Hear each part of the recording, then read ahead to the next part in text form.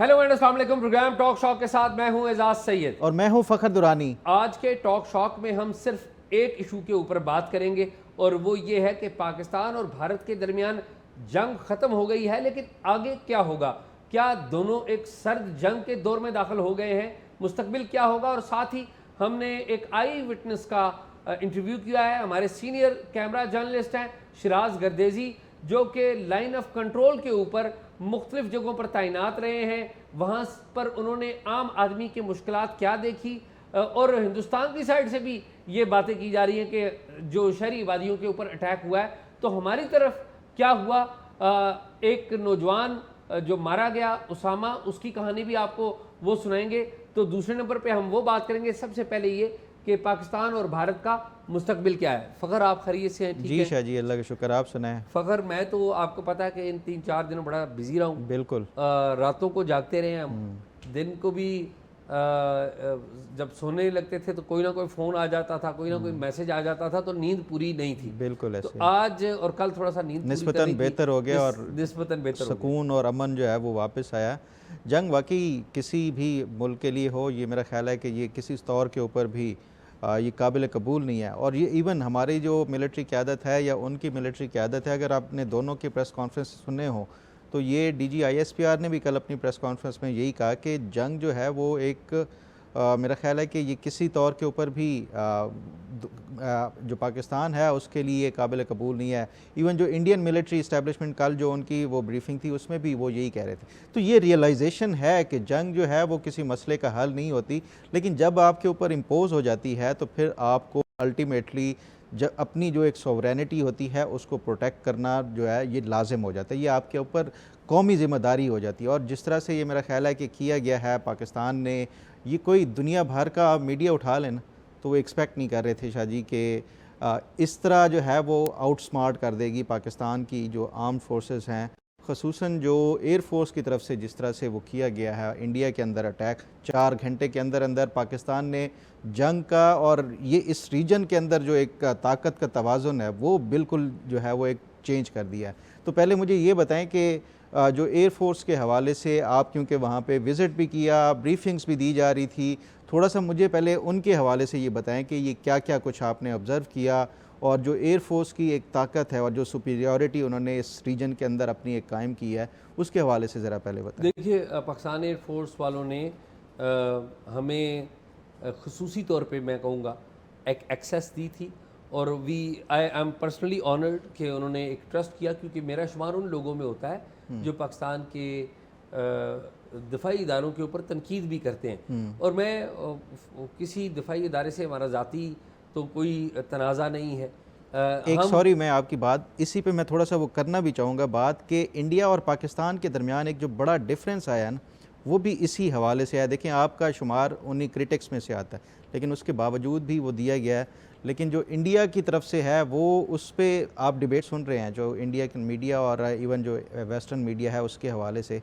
तो सॉरी, मैं ये इस हवाले से ज़रा नहीं, वो आप ही कह रहे हैं कि देखिए, इंडिया में हो या पाकिस्तान में हो, जब भी कोई गलत बात करेगा तो उसको तनकीद की जाएगी। अगर हम यहाँ पर बैठ के, हमें हिंदुस्तान में भी लोग देखते हैं, हमें दूसरी दुनिया में भी लोग देखते हैं, जब हम दुरुस्त बात कर रहे होते हैं तो लोग हमें किसी नेशनलिटी से बालातर होकर हमारा ये सपोर्ट करते हैं। बाज़ औक़ात होता है कि एक नेशनलिज्म में लोग हिंदुस्तान में बैठे हुए हैं, ज़ाहिर है उनका लगाव अपने वतन के साथ है, अपनी आर्मी के साथ है, तो वो एक नेशनलिज्म है जिसको मैं रिस्पेक्ट करता हूँ। एक हिंदुस्तान का कोई भी शहरी हो वो अपनी फ़ौज से मोहब्बत करे, अपने मुल्क से मोहब्बत करे, ये अच्छी बात राइट है, ये उनका बिल्कुल राइट है। और so same is the right here in this country कि यहाँ पर आम आदमी वो अपनी मोहब्बत करता है, अपने वतन से मोहब्बत करता है और अपनी फ़ौज को भी पसंद करता है। और बल्कि मैं ये कहूँगा कि हिंदुस्तान ने जो अटैक किया, हमारे यहाँ तो डोमेस्टिकली फ़ौज पे बड़ी तनकीद हो रही थी, हमारे यहाँ तो पॉलिटिकल पोलराइजेशन बड़ी थी, हमारी फ़ौज के एक पॉलिटिकल बड़ी फ़ौज की बात कर रहा हूँ, उसके पॉलिटिकल रोल के ऊपर बड़ी तनकीद हो रही थी। लेकिन आप ये देखिए कि मोदी साहब ने जो अटैक किया, और शायद कहीं वहाँ पर ये थिंकिंग थी कि पाकिस्तान में फ़ौज बड़ी अनपॉपुलर है और पाकिस्तान बड़ा वीक है, तो वो मेरे ख्याल में उनकी कैलकुलेशन गलत साबित हुई। पाकिस्तान के लोगों ने ओवरवेलमिंगली, आप देखें चाहे पीटीआई है, चाहे वो पीएमएलएन है, चाहे वो पीपीपी है, चाहे वो पश्तून है, चाहे वो बलोच है, ओवरवेलमिंगली लोगों ने सपोर्ट किया, सिंध से, पंजाब से, हर जगह से, केपी से, बलूचिस्तान से सपोर्ट किया है। बिल्कुल। क्योंकि अल्टीमेटली आपकी जो आर्मी है, हिंदुस्तान की आर्मी हिंदुस्तान की डिफेंस के लिए है और पाकिस्तान की आर्मी पाकिस्तान के डिफेंस के लिए है। तो लोगों का एक होता है। तो मैं तो ये कहता हूँ कि हिंदुस्तान की तरफ से या प्राइम मिनिस्टर, इंडिया के जो प्राइम मिनिस्टर हैं Narendra Modi, respected prime minister because he has the mandate of that nation, and हमारी यहाँ हमारे प्राइम मिनिस्टर हैं और हमारी आर्मी है। तो आर्मी मेरे ख्याल में हिंदुस्तान के जो प्राइम मिनिस्टर हैं या उनकी जो गवर्नमेंट है, उनकी कैलकुलेशन गलत हुई कि यहाँ पर लोग सारे फौज के साथ जो है वो आ गए। और आप ये देखिए कि मैं तो ये कहूँगा कि अगर आप बैकग्राउंड देखें तो जनरल आसिम मुनीर जो पाकिस्तान के आर्मी चीफ हैं, जो तस्वर किया जाता है कि पाकिस्तान का स्ट्रॉन्ग मैन है, डोमेस्टिकली और इंटरनेशनली उन्होंने गेन किया। बिल्कुल। आसिम मुनीर ने। अब मैं ये प्राइम मिनिस्टर शहबाज शरीफ का नाम नहीं ले रहा हूँ, मैं बड़े अदब और एहतराम के साथ, सबको पता है कि मैं डेमोक्रेसी लवर हूँ और मैं पॉलिटिकल रोल के खिलाफ हूँ, लेकिन मैं आपको फैक्ट्स की बात बता रहा हूँ। अब आप जाएं ग्राउंड के ऊपर, लोगों से पूछें, आल्दो के इसमें ज़ाहिर फौज का भी एक बहुत बड़ा रोल है, लेकिन एक बहुत बड़ा किरदार अदा किया है पाकिस्तान की एयरफोर्स ने। पाकिस्तान के एयरफोर्स के जवानों ने, पाकिस्तान के एयरफोर्स के चीफ ने, ज़हीर बाबर सिद्धू साहब ने, तमाम लोगों ने, ईच वन ऑफ देम, कि नरेंद्र मोदी साहब जो हैं वो भी एक पॉपुलर लीडर हैं, पॉपुलिस्ट लीडर हैं हिंदुस्तान के वाले से, उनको थोड़ा सा डैमेज हुआ है। थोड़ा सा नहीं, अच्छा खासा हुआ है। ये मैं बात एक रियलिटी बेस के ऊपर कर रहा हूँ, मैं इंडिया पाकिस्तान नहीं खेल रहा हूँ कि वो डैमेज हुए हैं, और वो उनका जो डैमेज है वो जनरल आसिम मुनीर का और ब्रॉडली पाकिस्तान का गेन हुआ है। तो पर्सनालिटीज़ को डिस्कस करना मकसद नहीं है, मकसद ये है कि एक रियलिटी बात करना कि रियलिटी एक्चुअली ये है। तो अब सूरत हाल ये है कि देखिए कि जो भारत के प्राइम मिनिस्टर हैं, हमने देखा कि इस सारे कॉन्फ्लिक्ट में हमें नज़र नहीं आए कहीं, जबकि पाकिस्तान के प्राइम मिनिस्टर शहबाज शरीफ, जो कि अदरवाइज ये है कि वो शायद बाज़ का हम उन पे ख़ुद भी तनकीद करते रहते हैं कि जी वो प्राइम मिनिस्टर के तौर पे एक्ट नहीं कर रहे, लेकिन इस दफ़ा उन्होंने एक्ट किया एज ए प्राइम मिनिस्टर। आप देखिए कि 10 तारीख को वो आए और उन्होंने आके खिताब किया। अभी तक मोदी साहब जो है एज वी आर टॉकिंग वो सामने नहीं आए, अभी उन्होंने जवाब देना है, क्योंकि एक ज़ाहिर क्वेश्चंस हिंदुस्तान के अंदर खड़े हुए हैं। तो ज़ाहिर है मेरे ख्याल में, लेकिन एंड क्या है? एंड ये है कि नुकसान है। ये जो भी इकदाम हुआ, पहलगाम का वाक़या हुआ, अफसोसनाक, वेरी सैड, जितनी भी मजम्मत की जाए कम, लेकिन उसके बाद आपने जंग शुरू की, ये भी बड़ी अफसोसनाक बात है। उस दिन हमने डिस्कस किया था कि प्राइम मिनिस्टर नरेंद्र मोदी के ऊपर डिपेंड करता है कि वो अपनी लेगेसी किस तरह छोड़ के जाना चाहते हैं, लेकिन ये उन्होंने जो लेगेसी छोड़ी है और अपनी सियासत के इख्तिताम पे ख़ास तौर पे जिस तरह से ये एक डिफ़ीट उनके मुकद्दर में आई है, मैं समझता हूँ कि ये उनका जो सियासी एक करियर जिस तरह से उनको पोर्ट्रे किया जा रहा था और एक पॉपुलिस्ट लीडर के तौर के ऊपर उनका इख्तिताम भी इसी तरह भयानक हुआ है। एक बात तो ये होगी, वो मैं ज़रा पूछ रहा था आपसे कि एयरफोर्स के हवाले से जो आपने वहाँ पे दौरा भी किया, और क्या आपने ऐसी चीज़ उनमें देखी जो जिसने एक गेम पलट दी है ये सारी? अच्छा फ़खर, मैं एयरफोर्स का बताता हूँ तफसील से, लेकिन आपने ये जो बात की ना उसका पहले जवाब दूंगा।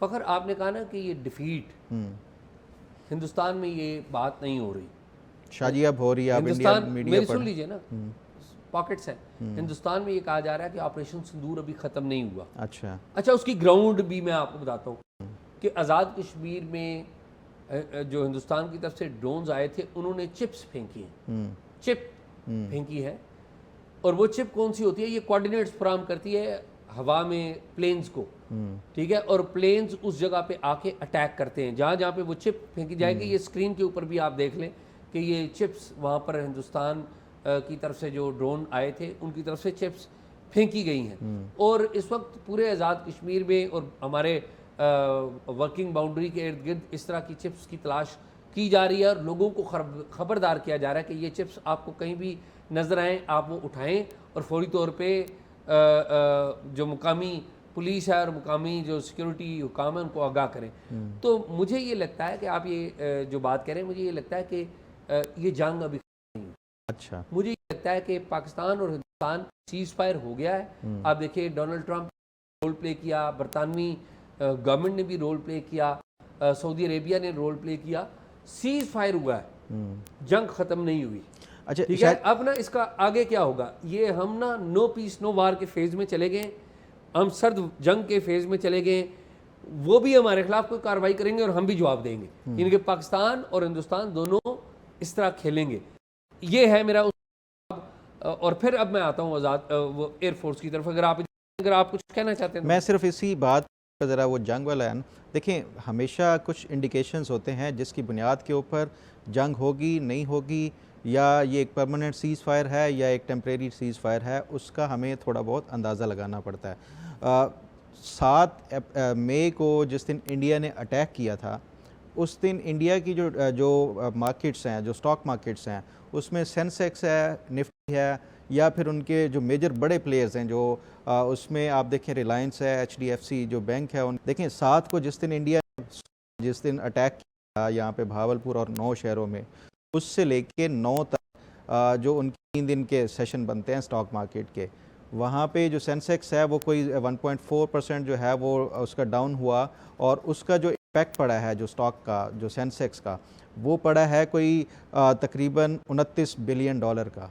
और फिर उसके साथ साथ जो निफ्टी है और उसके साथ साथ HDFC और जो दीगर ये जो मैंने आपको बताया रिलायंस का, इन तीनों का मिला के कोई 15 बिलियन डॉलर जो है वो इसका नुकसान पड़ा है।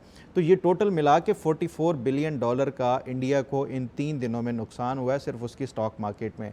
मिलिट्री का जो उनका नुकसान हुआ है वो एक डिफरेंट वो है।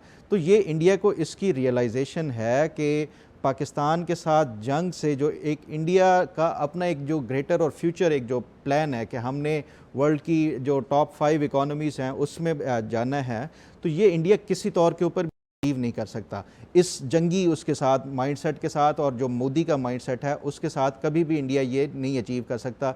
आगे हम डिस्कस भी करेंगे कि क्यों ये जो अगर ये कोल्ड वार की तरफ जा रहे हैं तो वो भी एक रीज़न होगी। एक तो जो इसकी इंडिकेशन है कि आगे ये इंडिया ये पाकिस्तान के दरमियान ये जंग एक फॉर्मल जिस तरह होती है वो नहीं होगी, और ये जो सीज़ फायर होगा एटलीस्ट फॉर सम ईयर जो है ये एक परमानेंट होगा। एक तो उनका इकॉनमी वाली ये जो एक बड़ी रीज़न है।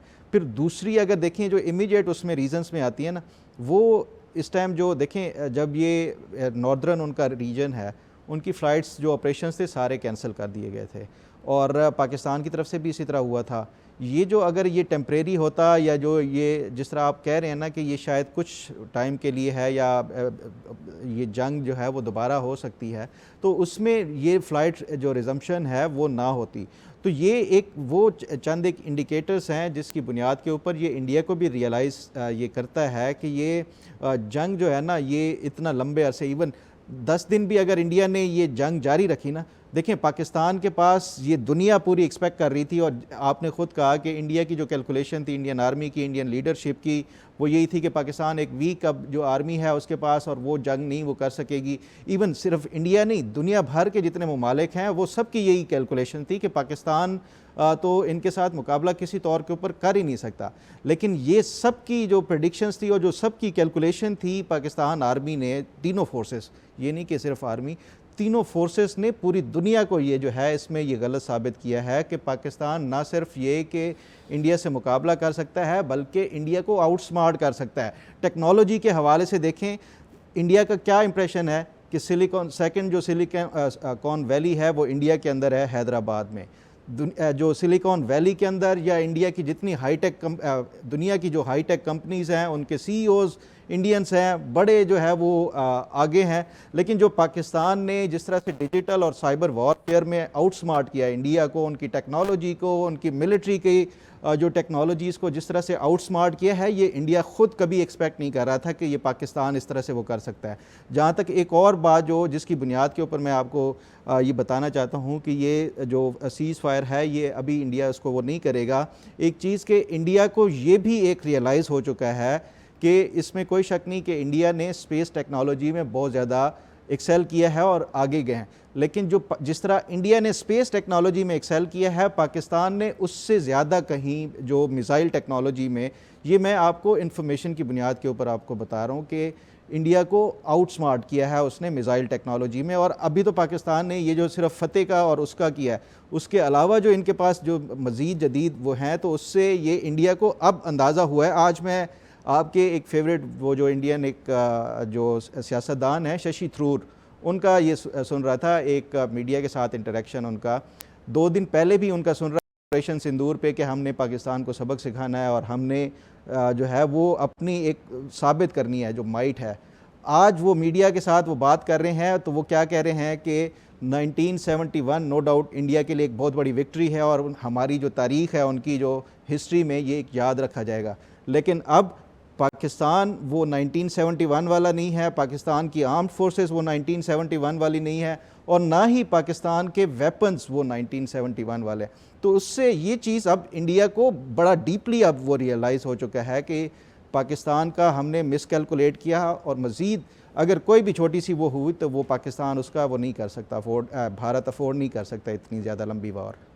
फ़खर, वार तो कोई भी अफोर्ड नहीं कर सकता। इकॉनमी वार, वो किसी ने कहा था ना कि जो जंग भी है वो पेट के बलबूते पे लड़ी जाती है, तो नुकसान तो फिर इधर भी होगा और उधर भी होगा, और ये अफसोसनाक है कि ये नहीं होना चाहिए।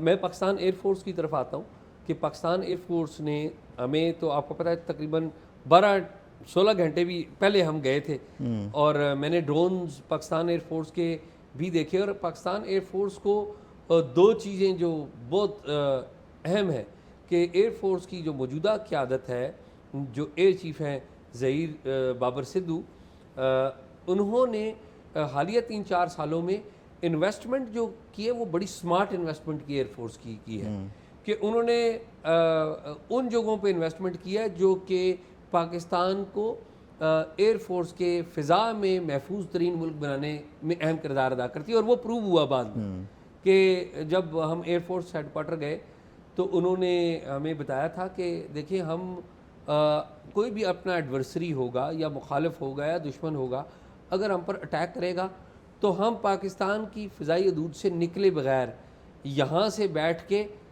400-500 किलोमीटर अंदर तक फायर करेंगे और उसको हिट करेंगे, और ऐसी जगह पे हिट करेंगे कि उसे पता भी नहीं लगेगा। यहाँ से पाकिस्तान की फ़िज़ा से 480 किलोमीटर अंदर तक। तो अब देखें ये कितना बड़ा है। फिर उन्होंने बताया था कि जी हमारा मतलब दिल्ली रेंज में आ जाता है पाकिस्तान, दिल्ली से भी आगे चले जाता है, दिल्ली से भी आगे चले जाता है। तो एक तो ये है। अच्छा, जब ये वो बता रहे थे तो मुझे जो सिस्टम में देख रहा था तो वो उससे बात मैच कर रही थी, लेकिन मुझे एक ना यकीन नहीं आ रहा था कि इतना एडवांस। फिर उन्होंने आपको प्रैक्टिकल करके दिया, और फिर प्रैक्टिकली करके दिया। लॉट्स ऑफ रिस्पेक्ट कि उन्होंने अपनी जो बात है उसको प्रूव किया। अच्छा, दूसरी बात, उन्होंने एयर डिफेंस सिस्टम का कहा। बहुत सारे लोग कहते हैं कि जी वो ड्रोन्स जो है वो क्यों नहीं पकड़े गए जी ड्रोन्स। देखिए, ड्रोन्स अगर आज अमेरिका के ऊपर भी कोई इतनी तादाद में भेजेगा ना तो वो भी अमेरिका भी नहीं। सबसे जो बड़ी एग्जांपल है हालिया दिनों में, वो इसराइल का आयरन डोम है।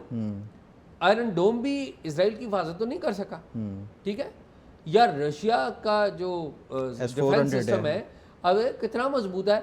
रशियन प्रेसिडेंट पुतिन के महल के सामने गिरा ड्रोन।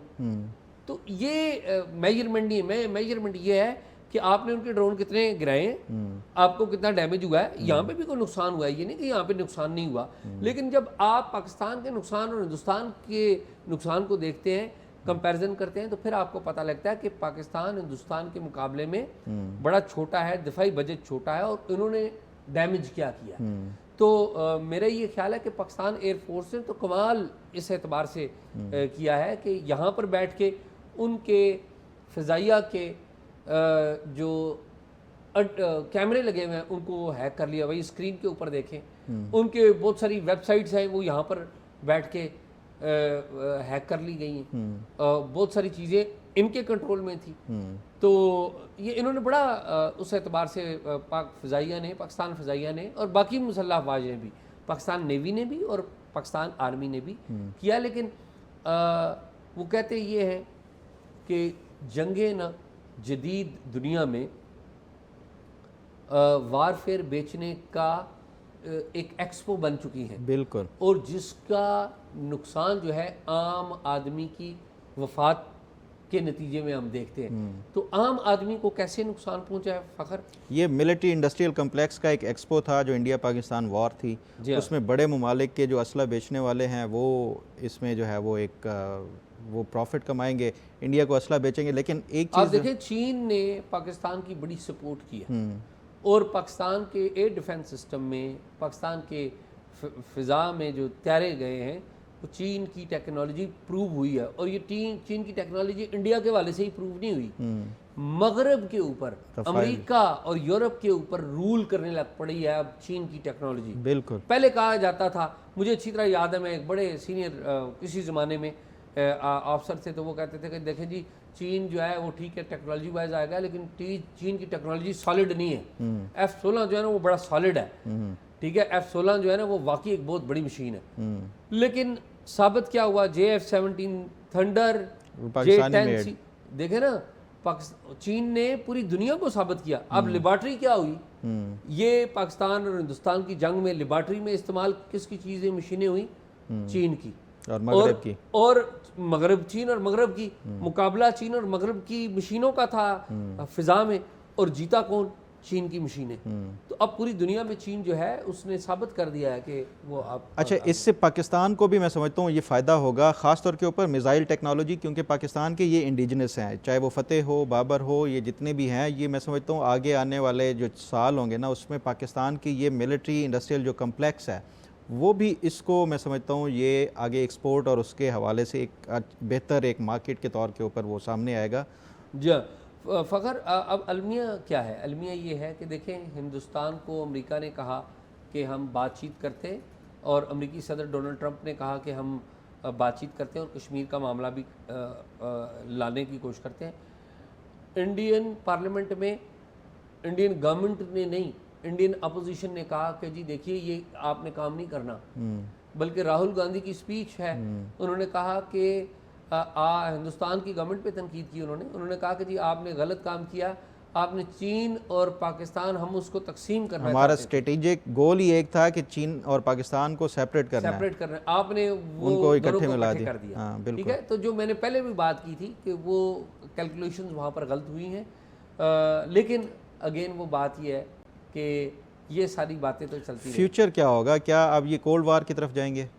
इसमें कोई शक नहीं है कि देखिए, हिंदुस्तान ने कह दिया है कि वो किसी सूरत में भी पाकिस्तान के साथ कश्मीर के ऊपर बात नहीं करेगा। हाँ, इस मौजू पर बात करेगा कि आज़ाद कश्मीर हमारे हवाले किया जाए, ठीक है, वो इस वाले, और दहशतगर्दी बंद की जाए। तो अब ज़ाहिर है पाकिस्तान का मौक़िफ़ तो ये नहीं है। पाकिस्तान तो कहता है मकबूजा कश्मीर की बात, और शायद कश्मीरी कहते हैं ना हिंदुस्तान और ना पाकिस्तान, शायद नहीं, पाकिस्तान का भी ओरिजिनल यही है कि कश्मीरियों को फैसला करने दें, इसका सवाब राय। हाँ, और वो जिधर वो करना चाहते हैं वो उनको सिर्फ ये फरमाएं कि इसका मतलब तो है कि मामला ख़राब हो गया, और हिंदुस्तान ने ज़ाहिर है ये जितना बड़ा एक थिएटर हुआ उसमें हिंदुस्तान के कम से कम प्राइम मिनिस्टर ने आके विक्ट्री अनाउंस नहीं की, पाकिस्तान के प्राइम मिनिस्टर विक्ट्री अनाउंस कर दी। ठीक है, ग्राउंड के ऊपर तो दोनों एक दूसरे को, उनकी फ़ौज कह रही है कि हमने पाकिस्तान को बड़ा नुकसान पहुँचाया, पाकिस्तान की फ़ौज कह रही है कि उधर हमने बड़ा नुकसान पहुँचाया। जो इंडिपेंडेंट लोग हैं वो ये बता रहे हैं कि देखिए हिंदुस्तान के प्लेन्स गिरे हैं, मोटी बात, ठीक है, फिजा में लड़ाई हुई ना। तो और फिर पाकिस्तान के प्राइम मिनिस्टर ने आके क्लेम किया, अब फेज दाखिल हो गया हम कोल्ड वार में, अमन पीछे रह गया। कोल्ड वार में क्या नुकसान होगा कि हम प्रॉक्सीज चलेंगी, पाकिस्तान उधर कार्रवाई करेगा, वो हिंदुस्तान इधर कार्रवाई करेगा, नुकसान किसका होगा? आम आदमी का होगा। तो ये एक सैड स्टेट ऑफ अफेयर्स है। दोनों मुल्कों को चाहिए कि वो अमन के लिए टेबल के ऊपर आए, बैठ के ये तय करें, दोनों क़यादत लीडरशिप दोनों की वो बैठे, मोदी साहब भी बैठे, शहबाज शरीफ साहब भी बैठे, जल उपेंद्र भी बैठे और जल आसम मुनीर भी बैठे, ये और फिर उनके national security adviser Ajit Doval भी बैठे, और पाकिस्तान के नेशनल सिक्योरिटी एडवाइज़र और ISI चीफ जो है वो भी बैठे, जो 2 in 1 है। ठीक है, तो मेरे ख्याल में ये बात आगे होगी। आम आदमी को नुकसान पहुंचा है, उसके ऊपर मैं फ़ख्र कहूँगा कि हमारे शिराज गर्देजी हैं, Shiraz Gardezi one of the best cameraman we have, बड़े टैलेंटेड हैं, रिपोर्टिंग भी अब कर रहे हैं। हमारे 2-3 लोग जो कैमरा से रिपोर्टिंग में आए हैं, बड़े शाइनिंग, बहुत अच्छे, शबीर डार हो गया, खलीक अहमद हो गए, रिजवान अली शाह हो गए, और उनमें शिराज गर्देजी आज़ाद कश्मीर से ही ताल्लुक़ है, इस्लामाबाद से खुसूसी तौर पे भेजा गया था। मैंने उनसे गुफ्तगू किया जानने के लिए कि आम आदमी को इस साइड पे क्या नुकसान हुआ है, मवेशियों को भी नुकसान हुआ है। उसकी भी तस्वीरें आप देखेंगे। तो चलते हैं जो उनसे गुफ्तगू की है, और उससे पहले हम इजाज़त भी लेते हैं। और अगर प्रोग्राम में हमारे किसी को कोई बात करनी है तो वो राय दे, और अगर कोई मालूमात हमें देनी है तो talkshock777@gmail.com पे दे। ओवर टू शिराज गर्देजी की हमारी जो गुफ्तगू है। Over to Shiraz Gardezi. Shiraz, welcome to Islamabad. आपने बड़ा काम किया इस माहौल में जो कि एक जंगी माहौल था। आपके बारे में ज़रा हमने लोगों को आगे, लेकिन आप हमें बताएं 6 और 7 तारीख की दरमियानी शब, 6 और 7 मई को आप Azad Kashmir line of control के एरिया में गए और 11 तारीख को वापस आए। कुछ ये बताइए कि वहाँ पर कौन कौन से इलाकों में आप रहे, और फिर मैं आऊँगा उसामा की एक डेथ हुई है। सबसे पहले 6 और 7 की रात को जब भारत की जानब से आज़ाद कश्मीर के अंदर सिविलियन आबादी को मुख्तलिफ अतराफ़ में, LOC के अतराफ़ में, तो हम यहाँ से मूव हुए। 1:30-2 बजे के टाइम हम लोग इस्लामाबाद से मूव हुए, और हम लोग जाके अर्ली मॉर्निंग बाग आज़ाद कश्मीर में पहुँचे, और हमारा फोकस था DHQ हॉस्पिटल बाग के। सबसे पहले हम वहाँ पे पहुँच के जो है वो इन्फॉर्मेशन ले सकें कि कितनी यहाँ पे जो जाँ बाग अफराद हैं, अगर उनकी बॉडी लाई गई हूँ या जो लोग ज़ख्मी हुए हैं वो लाए गए हूँ। तो कुछ ज़ख्मियों की हमें इतलात मिली है। वहाँ से हमें जो MS है उन्होंने हमें ब्रीफ किया, फिर वहाँ से हमने रिपोर्ट किया, और फिर हमें इतला मिली कि ज़्यादा जो लोग जाँ बाग हुए हैं वो हवेली में हैं। तो फिर हम वहाँ, क्योंकि हवेली में हमने पहले डिप्टी कमिश्नर से या इंतज़ामिया से रब्ता करने की कोशिश की, लेकिन हवेली की अतराफ़ तमाम जो सर्विसेज थी मोबाइल फ़ोन की वो बंद थी। फिर हमने वहाँ से मूव किया, और सबसे पहले हम लोग हवेली शहर में जब पहुँचे तो वहाँ पे वो जो मंज़र हैं वो मैं बयान नहीं कर सकता। लोगों के मुकम्मल तौर पर जो घर हैं वो तबाह हुए थे, और हर तरफ अफरा और ये सिविलियन है, सिविलियन आबादी के ऊपर। मैन जो हवेली शहर है, और वहाँ से मैंने वहाँ से हमने पहली जो रिपोर्ट किया, जहाँ पे 2 लोग शहीद हुए थे हवेली बिल्कुल शहर के अंदर। एक असलम साहब थे और एक दूसरे भट्ट साहब थे। उनके घर के ऊपर 2 जो गोले हैं वो आके उन्हीं के घर के ऊपर लगे हैं। एक नीचे वाले फ्लोर पे लगा है और एक ऊपर वाले फ्लोर पे। वहाँ पे 2 लोग जाँ बाक हुए हैं। उसके बाद फिर मज़ीद हम शहर से थोड़ा सा आगे गए तो लोगों के जो घर हैं वो मुकम्मल तौर पे वहाँ पे तबाह थे। ज़ख्मी जो थे उन्हें वहाँ से मुंतकिल किया जा रहा था दूसरे शहरों में, क्योंकि वो हॉस्पिटल है वहाँ का हवेली का, तो वो बिल्कुल LOC के सामने है और वो टारगेट के ऊपर था। आज़ाद कश्मीर भीमबर्ग साइड पे बरनाला तो मवेशी जो हैं मवेशियों को भी वहाँ पे मारे गए, बहुत बड़ी तादाद में वहाँ पे हवेली के अंदर भी और बाग शहर के अंदर भी। नौजवान उसामा जो शहीद हुआ था जिसकी आप बात कर रहे थे, तो जब हम हवेली से रिपोर्ट करके तो हमें सिक्योरिटी की जानब से और इंतज़ामिया की जानब से कहा गया कि ये ज़ाहिरा बिल्कुल LOC के सामने है। 3:45 पे 4 के दरमियान, इतने दरमियान हम जस्ट आके पहुँचे थे और रूम के अंदर हमने अपने बैग रखे ही थे तो ज़ोरदार एक धमाके की आवाज़ आई और हमारी जो खिड़कियों के शीशे थे वो भी यानी कई जगहों से वो टूट गए और ऐसे लगा कि जैसे बिल्कुल हमारे ही जहाँ हमने स्टे किया है जिस होटल के अंदर उसके शायद छत पे ब्लास्ट हुआ है या बाहर बिल्कुल। उसके साथ ही फिर दूसरे ब्लास्ट की आवाज़ आई और फिर उसके बाद जो आवाज़ें थी वो दूर दराज, जैसे कश्मीर एक ऐसी जगह थी, खामोशी थी मुकम्मल और उसकी गूंज थी कि जैसे आप मतलब एक अर्थक्विक में आप ज़मीन को हिलते हुए देखते हैं। तो हम ज़ाहिर तमाम लोग झुक गए, बैठ गए वहाँ पे, कुछ लोग वहाँ से मतलब बिल्कुल ज़मीन के ऊपर हम लेट गए। फिर थोड़ी देर के बाद हम जब थोड़ा सा ये धमाकों की शिद्दत में और गोलाबारी में जब कमी हुई तो हम बाहर मूव हुए और हमने फिर ज़ाहिर सबसे पहले जो वहाँ की इंतज़ामिया थी उनसे रब्ता करने की कोशिश की, क्योंकि एक दम हमें ये इतला नहीं मिल रही थी कि ये इसकी लोकेशन क्या है जहाँ पे हुए। तो फिर हम जब अपनी DSNG के पास बाहर गए और हमें एक वहाँ पे इंतज़ामिया के अफसर मूव हो रहे थे वहाँ से, तो हमने उनकी हाथ दिया और उन्होंने हमें बताया कि ये लोकेशन है और हम इस तरफ मूव हो रहे हैं और यहाँ पर शहादतों की इतलात है। उसामा जो था वो अपने बेड के ऊपर लेटा था और वो जस्ती चादरें होती हैं टीन की बनी हुई, उसका बना हुआ उनका एक गरीब सा, वो मैंने वहाँ से रिपोर्ट भी किया, वो घर था और उसके जो घर के ऊपर गोले लगे हैं। पहाड़ी इलाका आपको पता है, दरख्त होते हैं वहाँ पे बड़े बड़े, लग के जब गोला ऊपर उसके छत के अतराफ ब्लास्ट हुए तो उसने मुकम्मल पूरे तौर पे यानी जितने उनके कमरे थे, रूम्स थे और अतराफ़ के जो घर थे उस सबको डैमेज किया है। बाकी लोग भी वहाँ पे ज़ख्मी हुए हैं, लेकिन ज़ाहिर है जो जहाँ बाग एक उसामा ही हैं। ये बड़ा ज़ाहिर है, ये लम्हा ऐसा था कि हम खुद वहाँ पे सूरत हाल को देख के तो यो वो उस कवर ज़ाहिर हम अपने एक ड्यूटी तो कर रहे थे, लेकिन हमें बहुत ज़्यादा अफसोस भी हुआ कि देखें जो भारतीय जो मीडिया है एक झूठे दावे कर रहा था कि हम टेररिस्ट के ऊपर जो कार्रवाई कर रहे हैं।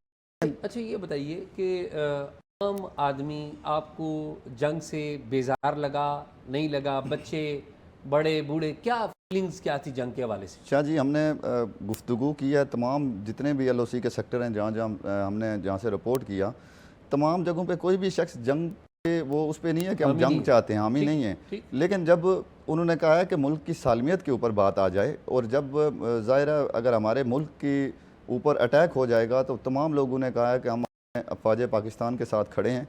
और ये मैं एक और चीज़ इसमें ऐड करूँगा कि बहुत बुज़ुर्ग, हमें बहुत जगहों पे मौका मिला, कहीं बुज़ुर्गों से हमारी बातचीत का मौका मिला, उनसे उन गुफ्तगू की, उनका यही कहना था कि 47 में जो आवाम के अंदर एक जज्बा हमने देखा है, जोश व खरोश देखा था और अपने जो अफवाज पाकिस्तान के साथ वो खड़ी रही हैं, 47 के बाद ये फ़र्स्ट टाइम हम देख रहे हैं कि जिस अंदाज़ में आवाम निकली है और भरपूर अंदाज में उन्होंने यानी कि अपने इदारों को, अपनी अफवाज को सपोर्ट किया है और अपने इदारों के साथ उन्होंने कहा है कि हमें अगर यहाँ से मूव भी करना पड़े तो हम उनके साथ खड़े रहेंगे।